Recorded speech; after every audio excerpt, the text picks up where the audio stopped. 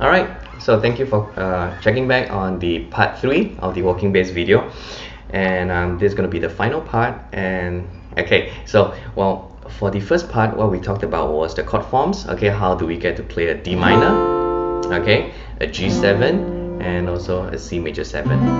Okay, then we also mentioned about strumming 4 consistent quarter notes, okay, just to get your chord changes down, and then going back to C major 7 for 2 bars. 1, 2, 3. Okay, then as for the second video, we talked about the approach note. Okay, so for example, we've got the chords and the bass first on the first count, and then on the counts 2 and 3, we've got the root of the chord, and then on the 4th count we have the approach note, and then we get to the next chord. Okay, so for this video we are going to add in the 5th of the chord. Okay, now where's the 5th of a D minor 7? Very simple, it's just going to be a string up. Okay, so what's the 5th? It's going to be a 5th note counting up from the D note. So for example, D, E, F, G, and A. That's going to be the 5th, the A note. Okay, so D minor 7 with the 5th right here. Okay, and for the G7, so count G, A, B, C, D. Okay, so the D note is going to be right here. Okay, last but not least, the C major 7. Okay, so what's the 5th of your C? C, D, E, F, G. It's right here. Okay, so just a quick recap. D minor, the 5th is an A note. Okay, G7, the 5th is a D note. Okay, and for C major 7, the 5th is going to be the G note. Okay, so on every single first count, okay, we are going to do the bass note and the chord. Okay, so in this case it's a D minor. Okay, so we are going to try and play bass and chord together for the first count, and the second count we have the bass note again.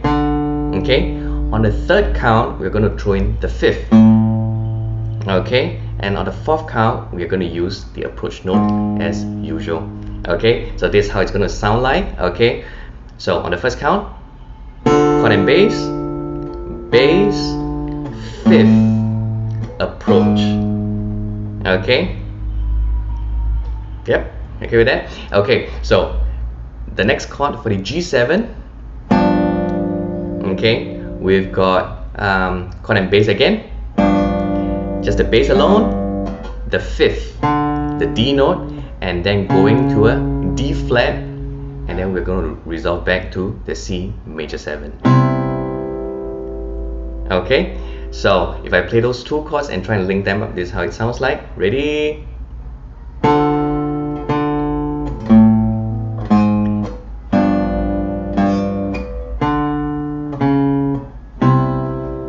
Alright, so that's what we have. Okay, now for the last chord, the C major 7, same thing. Okay, we can play the bass and the chords for the first count, the bass alone, the 5th, followed by the approach note, the B note, right here on the 2nd fret of your 5th string. Okay, and check this out. So bass and chord, bass, the 5th, the approach. Okay, and then when we play it for the 2nd bar of your C major 7, we can play it this way. Bass and chord, then the bass note again, the 5th, and the approach note of your D minor 7. Okay, so this is what we have if I link up all 3 chords. Okay, so check this out. Ready?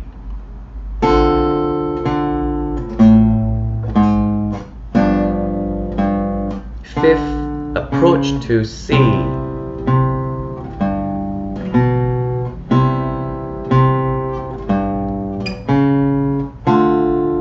Alright, that's how it sounds like. Okay, so well, the approach note and the 5th is always going to work on the walking bass. You just have to be certain of where you're going next. Okay, so well, just a quick example of how all this thing works out.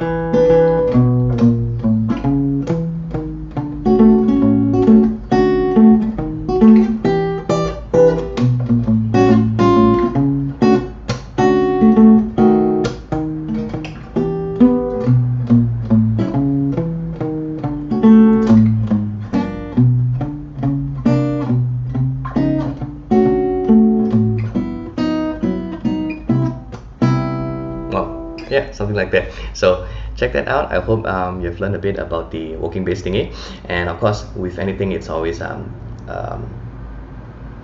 takes a long time to get good at it. So I'm still learning, but just want to share what I know.